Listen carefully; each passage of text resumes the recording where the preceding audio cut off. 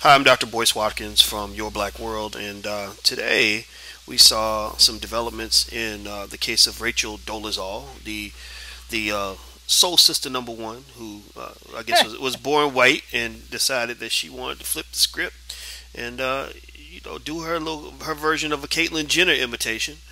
And I so disagree with that. I just want you ain't to supposed to talk during the introduction.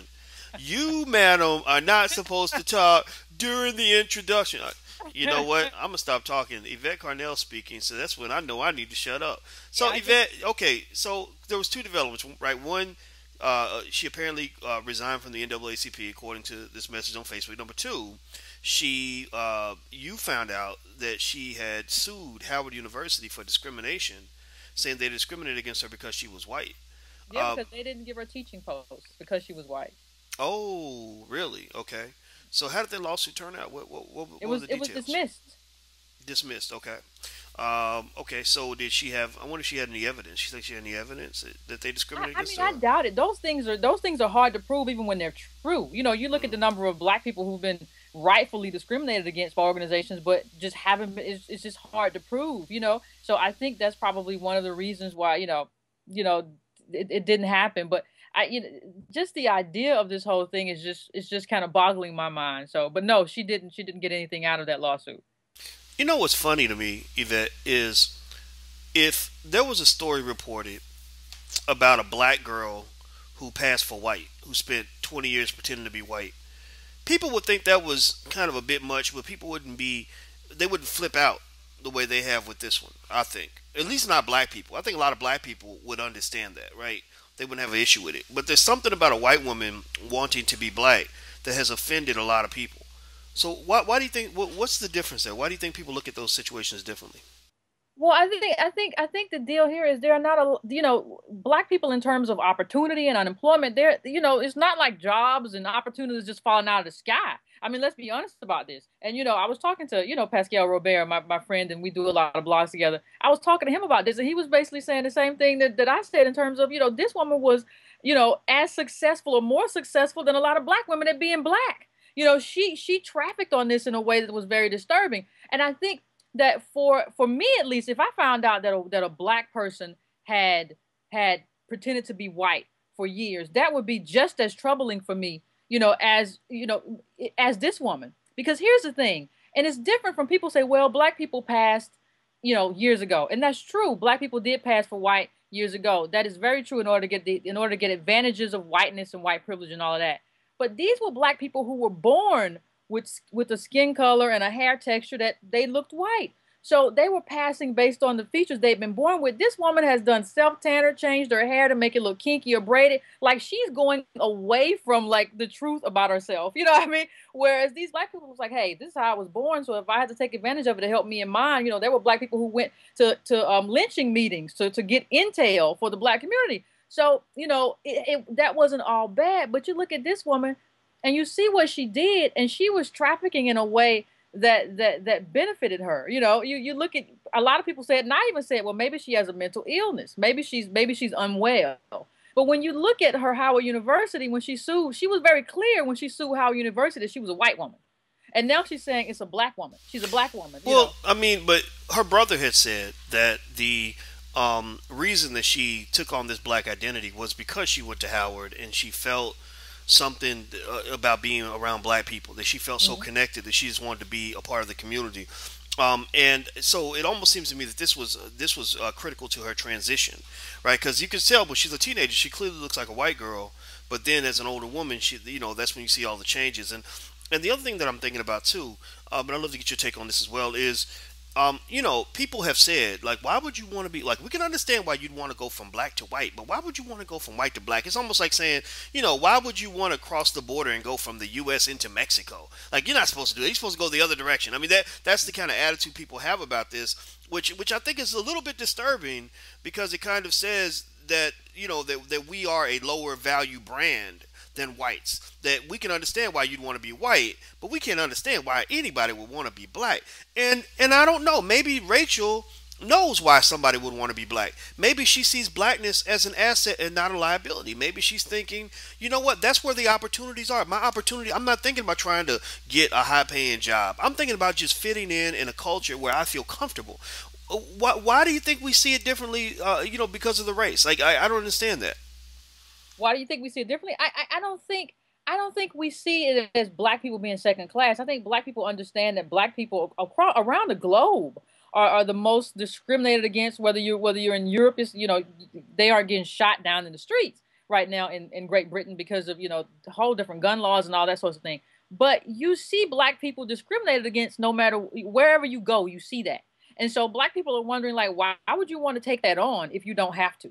Like we see it every day, and we're fighting against it. But why would you want to take that on? You could fight against this as a white woman, you know. So people are having a hard time understanding why you would want to put yourself in a position to be discriminated against. So for me, I get that, but I think people forget that she was an artist. She is an artist, and she likes black art. Like she's an artist who is into black art. I don't know how successful you will be as a black woman specializing in as a white woman specializing in black art, right? Because if you look at her, that was part of the thing when she got into. There was an article somewhere that talked about her time at Howard University being controversial because she put together a piece that was supposed to like go into the mind of a black man. And people were like, how do you know the mind of a black man and you're a white woman? You're very far away from that. You can't even say that you're a black woman who has dated black men or married black men. You have black sons, black father. You can't say any of But that. she grew up with black boys in her household. I mean, her parents adopted, I think, two black boys, right? So Yeah. and if she cares, I mean, because I mean, seriously, like I can say as a black man, I've been a black man for a while. You know, I know a lot of black women who have no clue what black men are thinking because they don't care. They don't want to know. They know what black women are thinking, but they don't know what brothers are thinking. But I would think anybody who spent the time to learn could tell me a lot about what black men are thinking because they care. So I mean, Rachel, she did put. I mean, she put some meat into it, right? She married a black man. She had these black brothers. When you talk about discrimination, what's funny to me about it, Yvette, is you could say, well, why would you want to be a black woman? Because black people are discriminated against. But if you're in a black environment, like at Howard University, she probably knows discrimination from the other direction, right? Because whites at HBCUs go through a lot of the same things that black people go through at predominantly white institutions. Not all the time, but a lot of times. Like right now, I can't help but feel, and you can tell me why I'm wrong. I can't help but feel that there's some really unnecessary anger and hatred toward this woman that from a woman who might be a little bit off. I'm not gonna say she ain't that she got everything working, the right way upstairs, but she's like, look, I just love black people. I just want to be. I just want to be connected. Why? I don't understand that. Why are we reacting this way? I don't think this woman became black because she just loved black. I thought that might have been the case last week when she came out last week and she was talking about her race and we saw the transition. I said, well, maybe this is a woman who just identifies as black so much that she wants to be that. That's not how I feel anymore. Especially after about hearing about the lawsuit, I feel that this is a woman who does whatever is in her best interest when it's in her best interest. I feel that she identified as white at Howard University and sued Howard University as a white woman, suing a black institution for discrimination. And I think later on she decided, okay, I'm going to be a black person. I'm going to be a black woman, and I'm going to engage as a black woman. I'm going to make money as a black woman. I'm going to put on diversity trainings as a black woman. I'm going to teach about black hair as a black woman. You don't even have black hair. So, I mean, all of this just leads me to the position that this isn't a woman who wanted to be black as much as she was a woman who wanted to make money and earn a living and earn notoriety from being black. And let's not forget, this is a woman who's also under investigation. The reason a lot of this came up is because she received nooses and allegedly received hate mail in her post office box, and the police are now saying, listen, this hate mail that came through wasn't sent through the post office. It was put in her box by someone who had a key. So there are a lot of questions about what is going on with her and what her agenda is. But I definitely believe that this is a woman with an agenda who has been kind of hustling her way up the ladder of the black community for a long time. Remember, she said, she allegedly told her brother she said, don't blow my cover. When somebody says don't blow my cover, that sort of implies something. You're underground. You kind of know you're doing something nefarious. You normally hear about that from, clandestine spies for the CIA or something. Don't blow my cover. So you know what you're up to. And I think, we none of us know for sure, but I think this was kind of her ultimate hustle. I think she did like black people. I think she did like black culture. I think she did feel somewhat, maybe she could have felt rejected at Howard or whatever. But I do feel that kind of, I do feel that this isn't some woman who's just in love with black people. I think that may play a role in it, of course, but I think this is a major hustle for her. And I think all of this that she's been doing and what she's been doing leading up to this, in terms of, maybe she did the nooses, all of that. I think she planned on this being something really big for her. And I mean, it really was. I mean, that art was selling really well. It was selling for a good amount of money. You had the NAACP gig, you had diversity training, you were showing up, at these events to speak on behalf of black women and light skin privilege and all that. I'm light skinned. I didn't get an invitation to speak on light skin privilege, but they got a white woman up here talking about light skin privilege. So I think she had so many opportunities. And I think you cannot just kind of peel that away as if the opportunities, didn't matter. Well, I guess the notoriety thing confuses me because it seems to me that if you don't want your cover blown, you wouldn't seek out notoriety. Like why would you want to be famous when being famous means people are going to look more into your background and find out things like this, right? So that's the part that's a little bit confusing to me. And then I think it's interesting, when you talk about this fraud, which it is a fraud. I mean, there's no question about whether or not it's a fraud. The question is whether it's a malevolent or a fraud or something else. But, when you look at the scope of the fraud, it seems to me that she really did get into it with both feet because she did actually marry a black man, from what I understand. At least I saw some pictures. Did she marry a black man? Wasn't that a black man that she was standing next to with her? I think so. The two boys that she said were her sons. So, I almost can't. I don't know. I would really love to hear, from a therapist who speaks to her to really define what is going on here, like what this is. But but I'm sorry. I'd love to get your take on this too. What is this? Why is it that we are so happy when Bruce says I'm a woman, but we're not happy when Rachel says I'm a black woman? Like I don't. Please explain. I don't understand why everybody is trying to make this into the transgender. I think everybody's trying to use this thing to talk about what they want to talk about. Like this is about a white woman pretending to be black. This isn't about Bruce Jenner, but who became Caitlyn Jenner. But if you want to talk about that, let's talk about this. Caitlyn Jenner, for a long time lived a life as a man. And, I don't know how many people were hurt by that. I don't know what happened with his wife in terms of him. But I can imagine if you're not being true to yourself, that you probably don't have the best relationship. So whether or not whoever agrees with the transition, the issue is that this person was going in the direction of their truth. This person was basically saying, when Bruce Jenner became Caitlyn Jenner, he was basically saying, like, this is my truth. I have lived a lie for a long time, and now I'm going in the direction of whatever truth I see for myself. This is who I am. I am Caitlyn Jenner. This woman is born as a white woman, is going in the direction of a lie. She's going in the direction of something that is not true. She's going in the direction of presenting herself as something other than a white woman. Now, if you want to say, she's presenting herself and you're teaching a class about black hair. You don't have black hair. You're teaching a class about light skin privilege. You don't have light skin. You have a skin tan. You have a spray tan. That's not what you are. So I think the difference about going and becoming Caitlyn Jenner, this person is also going from the same thing. That I think the one thing that people picked up on is that both of these people were becoming members of marginalized classes. Right? They were both. One was becoming a black woman and the other one was becoming a woman. But when you look at it, dude, it's really about going in the direction of what your truth is, and going in the direction of what a lie is. And this person, you're not a black woman. Every day you do the spray tan or whatever, or you do the hair thing, and you traffic in that. And then when people present to you and say, hey, guess what? You are a white woman. You take off running, you leave your pocketbook, you leave your keys, so it's obvious to you that this wasn't to me. To me, if this is your truth, you stand by it. You say, I am a black woman. She didn't stand by it. She took off running. Well, now that part, I can't argue with you too much on that one, but what I will say though is in her interview she did say I'm not African American, I'm black, and she said I'm not going to try to explain that to you because it goes into the complications of race and what that really means. So she did go out of her way to say this is my truth, I'm black. But I think when you talk about that, you talk about whether you're talking about Rachel or even Caitlyn. I think there's debate about which one is the truth. For Bruce, which is the truth, which is the lie? That you lived as a man when really you felt like a woman, or that you became a woman when really you were born as a man?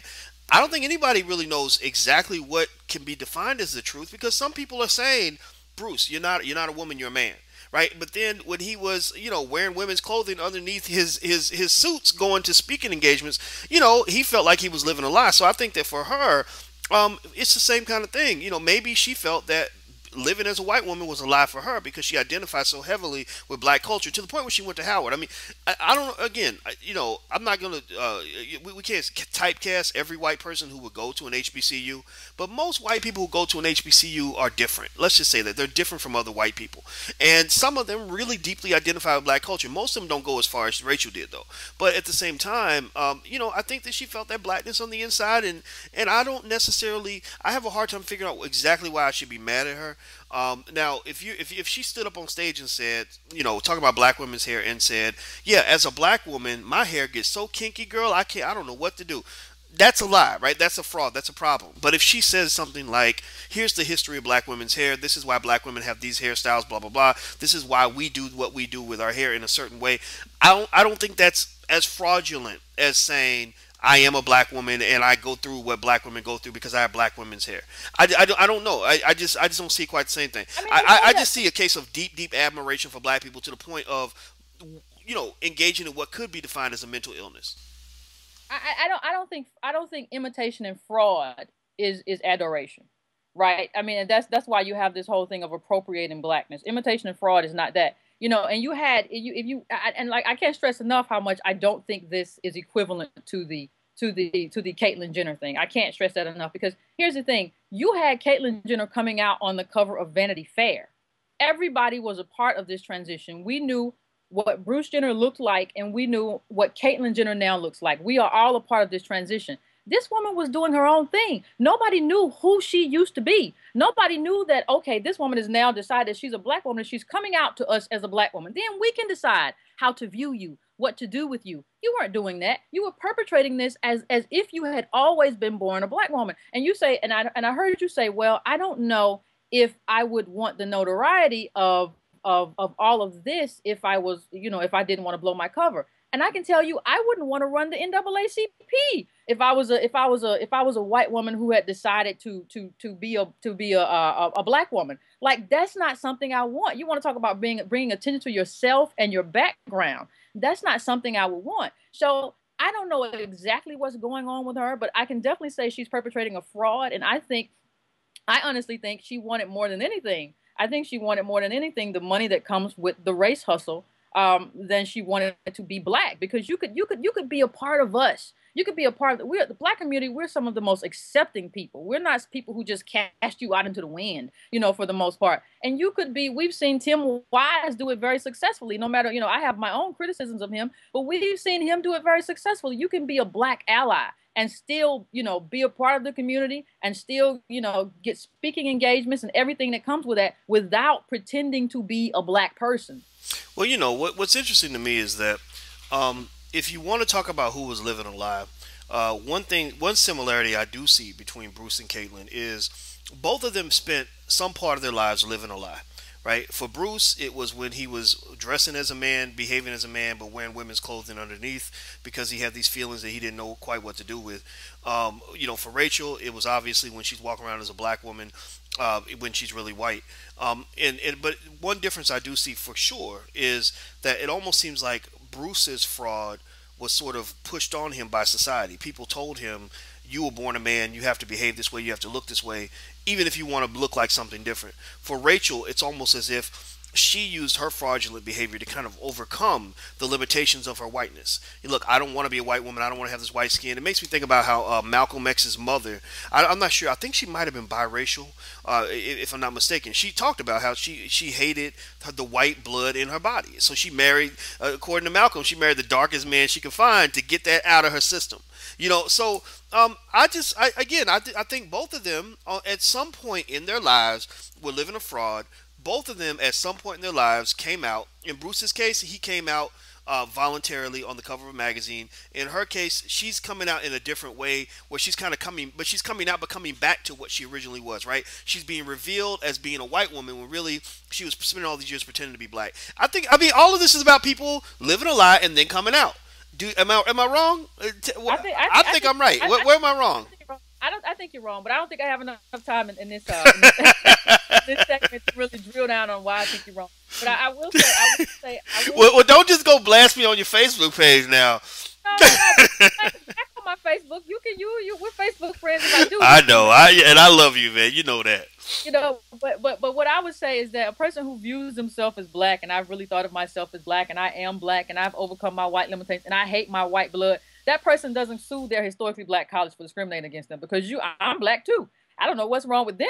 I'm just black. I'm black. I don't know why they don't see me as black. So I think this person is a person who does what's necessary, or whatever they. I think she's an opportunist. I think you're white when it's convenient. When it's convenient for you, and you're trying to get some money out of a historically black college, you sue that historically black college. But when it's convenient for you to sell your art and present yourself as a black person, then that's what you're doing. Yeah, but I mean, I gotta cut you off. I know you gotta go, but seriously, like when Bruce Jenner was still a man. Why are we talking about Bruce? Okay, but let's take Bruce Jenner out of it. What I'm saying though is, well, not out of it entirely, because I think it does have some relevance in the sense that maybe if she had already begun her fraud when she was at Howard, she wouldn't have endured the discrimination. So perhaps what drove her to just say, "Look, I'm going to be black," is the fact that she knew as a white woman she would have limitations that would keep her from getting what she wanted. So therefore, she passed for black in order to get access to the things that she valued the most. Think about that. Imagine a black person in 1905 who says, "Man, every time I apply for these jobs and I'm black, I don't get them. So I'm just gonna pass for white. I'm light skinned. I can do this." Right? So to me, it's just the reverse of something that I think we've seen in the past. Right? So I don't have to throw Bruce Jenner into this, but I'm saying, like, if who you are is not good enough, why is it not tempting to try to be somebody else? Right? Because I mean, she wouldn't have sued them if she had perpetrated the fraud and said I'm black. She couldn't have sued them. She wouldn't have sued them. But when she was white, she said, "Man, I'm trying to get jobs at HBCUs, but they won't accept me for who I am. So you know what? I'm going to just do the black thing 100%. So therefore, I don't have to endure this ostracism that I endured when I was a white woman." I mean, and I can imagine somebody doing the 1920s, except in reverse, right? When I'm black, they treat me bad, so I'm going to pretend to be white. Or you can imagine a man saying, "You know what? When I'm a man, I can't get into the women's bathroom. I can't do things that women can do in society. So I'm just going to go all the way and go ahead and do the transformation." Why are those analogies not equivalent, Yvette? Please explain. I mean, I have, first of all, I have a hard time, minorities, black people right now are 15% of the population, I think. So I have a hard time, feeling any kind of, pain for a white woman who is just so upset that she's being marginalized by 15% of America. And when you look back at why black people were passing, you got to understand that black people were being hanged, black people were being killed and murdered. So of course, if you had the opportunity to kind of pass for something other than what you were, you definitely considered taking that opportunity, because that was your life. This is not her life. She could have done things very, very differently and been successful, but I don't think she could have. I don't think she could have sold her black art and been successful. I don't think she could have taught whatever kind of black class she taught and been successful. I don't think she could have, been as successful as a diversity trainer. So I think she decided, I have a set of things that I want to be successful at. That set of things that I want to be successful at is black. So I'm going to be black in order to make that happen for myself. For me, that's not acceptable, because there are a whole slew of opportunities out there for you, white woman. You know what I mean? But again, think about this. There are opportunities you and I could have if we sold out and decided to go work for white America, right? Because they'll accept an Uncle Tom Negro at these major networks. You could go work for Fox, CNN, or MSNBC if you wanted, if you sold out. But you're choosing not to, because you value what's in our space. And so I just think that for her, because my thing is like, well, why would you do black art when you could do white art? Maybe white art does not inspire her. She wants to do black people stuff. Well, so again, I'm not telling you that you're wrong. I'm not saying that at all. I'm just saying that I just think that we should know more, and I don't think we should just be so damn mean about it. That's my only final thought. have been way too accepting. I don't think people have been mean. I think I've seen a lot of people, especially black men, who have been like, you know, basically, what's the problem? She like black people, you know, and y'all, a lot of y'all wear weave, and you know what I mean? It's just like, and trying to equate this into like being some sort of, you know, this sort of false equivalency. It's like she's pretending to be something that she's not, and she's taking opportunities. A lot of these opportunities probably would have gone to black women if she had been pretending to be one, you know. So that is a problem for me. Like I said, up until I saw the She Sue Howard University, I really thought that she had a mental problem, or maybe that she was just so invested that she just, you know, she slipped into, well, I think I like it this way. But you know, after that, I was like, I think this person is an opportunist. I think they have decided that this is a niche that they can do really well in, and that they're going to do whatever it takes to be a part of the community that does well in that niche. And to me, that's problematic. Mm. Well, you know what? You got the last word, and I'm not gonna fight with you about it no more. And I think that your opinion is valued here, Yvette. It always is. All right. Well, everybody, this is Miss Yvette Carnell, and she really is black. She ain't just light skinned. She really is black. And I'm Dr. Boyce Watkins, and I've been black too. So we enjoy talking to you guys. Thank you all, and make sure you go to breakingbrown.com so you can read Yvette's article about Rachel Sue and Howard University, and you can also find out more about us at yourblackworld.net. So until we meet again, please stay strong, be blessed, and be educated. We are gone. Peace.